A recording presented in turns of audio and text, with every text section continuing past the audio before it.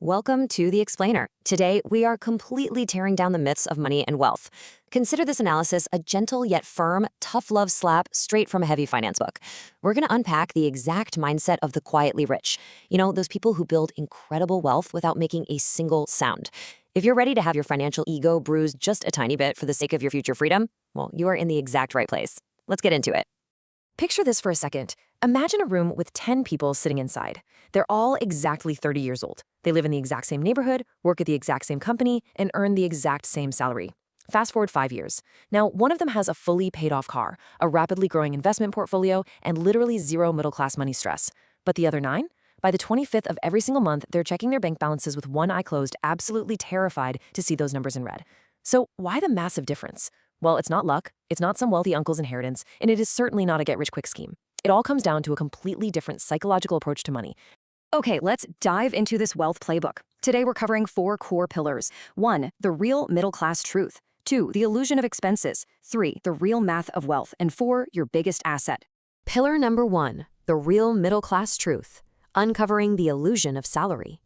You know, for most of their lives, people focus entirely on their income. They spend literally all their energy just trying to turn the tap on full blast. But the quietly rich, they know a secret.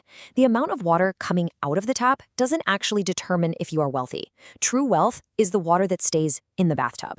It honestly doesn't matter how much flows in if you just can't keep it. Let's break down this bathtub analogy a bit more, because it's honestly foundational to everything else we're going to talk about. Think of the tap as your income. The hole at the bottom of the tub, those are your expenses. And the water left over, that's your actual assets. If you're frantically trying to open the tap wider, constantly hustling for that raise or bigger paycheck, but you leave the hole at the bottom completely open, well, your tub is always going to be empty. You essentially just become a highly productive beggar. You end up like a hamster running incredibly fast on a very expensive wheel, but getting absolutely nowhere. So, the crucial point here is this. Society always asks, what's your salary, right? But salary is really just cash flow. It's a vanity metric for social status. The quietly rich track their net worth, which is simply your assets minus your liabilities. That's the real scoreboard. You could easily earn 2 lakhs a month, but if your expenses are exactly 2 lakhs, well, your net worth is just a big fat zero. Pillar number 2, the illusion of expenses. Fixing the leaks in your bathtub. Now, this is where we need to talk about conscious spending. You might have that one neighbor who drives a 5-year-old car and brings his lunch from home every single day. People might call him cheap behind his back, but honestly, he's actually a financial genius. Conscious spending means you spend lavishly, like a king, really, on things that bring real value to your life, but you absolutely refuse to spend a single rupee just to show off to society. It's about starving those show-off expenses to feed your assets. Here's a perfect example to really drive this home: an expensive, high-quality mattress or a top-tier office chair. Those are fantastic investments. They boost your sleep, your health, and your daily productivity. But buying the brand new iPhone just to slap it on the table at a cafe to show it off? That is a pure liability. Being cheap on status symbols is exactly what gives you the freedom to be a king when buying things that actually improve your daily life. And you've got to beware the silent killer of wealth here: lifestyle inflation. As your income rises, the temptation is always to immediately upgrade, get a bigger apartment, buy a fancier car, start eating at more expensive restaurants. But the result?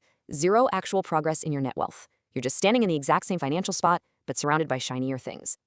The quietly rich completely avoid this. They funnel their increased income straight into investments, only upgrading their lifestyle when their assets can easily pay for it. And this brilliantly illustrates another key point. Not all debt is created equal. The wealthy view it in 2 very distinct ways: poison or medicine. Poison just eats you alive. We're talking about holding 24% credit card debt just to buy consumer goods you're going to forget about in a month. Medicine, on the other hand, acts as a lever, a low-interest loan for a rental property or a business that's using other people's money to build your own assets. The wealthy never, ever use debt to enrich the banks through mindless consumption. Pillar number 3, the real math of wealth: building the engine.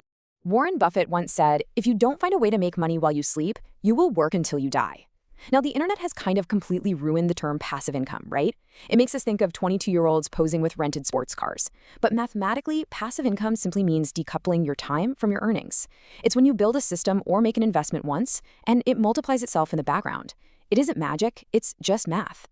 And when it comes to those investments, notice the drastic difference in the mindset here. The amateur always looks at an opportunity and asks, how much will I make? But the quietly rich, they approach it completely differently. They ask, how much can I lose? Capital preservation, which is just a fancy way of saying avoiding losses, is the absolute first rule of investing for them. They don't gamble, they play the probabilities. Now, what's really interesting about this is the heavy, unforgiving mathematical truth behind that fear of losing money. If you make a bad bet and lose 50% of your money, a 50% gain won't fix it. No way. You actually need a 100% return just to get back to where you started. That is exactly why the wealthy protect their capital at all costs. So instead of chasing wild, risky gains, they rely on the eighth wonder of the world, compound interest. Through compounding, 1 rupee today can become 50 rupees in 20 years. It multiplies your time, not just your money. So when the quietly rich delay buying a totally useless gadget today, they aren't just saving a bit of cash, they're actively compounding their future freedom. And this kind of foresight requires intense discipline. On one side, you've got FOMO and noise, people constantly screaming at you to rush into urgent deals or the latest crypto hype before you miss out. But on the other side, you have patience. The quietly rich just mute the noise entirely. They accept that real wealth building is a remarkably slow, kind of boring path. If someone is pressuring you to invest quickly, there's almost always a catch. Remember, there are no emergency exits on the highway to true wealth. Pillar number 4, your biggest asset. The ultimate investment. Before you put a single dime into the stock market, you absolutely have to invest in yourself. Your skills, your knowledge, your network, and your earning power. These are your true crash-proof assets. Think about it. The economy can tank, the stock market can crash, but your capabilities and the knowledge inside your head, literally no one can ever take those away from you. The quietly rich never stop learning because they know that upgrading themselves guarantees an upgrade in their assets.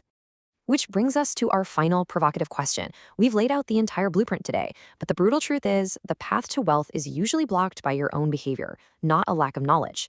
You probably already knew some of these concepts, right? But the real question is, will you actually change your ways tomorrow? Are you going to plug that bathtub, mute the noise, and start tracking your real net worth? Think about it. Thank you for joining me on this explainer, and I'm going to leave you with that challenge to ponder until next time.